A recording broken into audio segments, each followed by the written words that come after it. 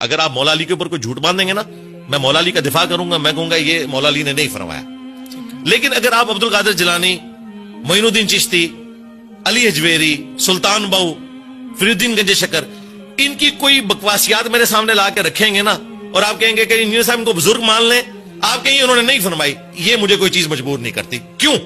اس کا میں جواب دیتا ہوں. قیامت الدین اگر اللہ تعالیٰ نے مجھے پوچھ لیا کہ تمہیں پتا چل گیا تھا کہ جو ان کا تعارف تھا کتابیں ان میں تو گستاخیاں لکھی تھی، تو چوتھے ملے کو دفاع کیتا کہ میں تو کیا سی صحابہ علیہ بیت کے دفاع کا تو اللہ نے کہا ہے نا. اللہ نے کہا کہ ان جیسا ایمان رکھو، وہ تو رول ماڈل ہے.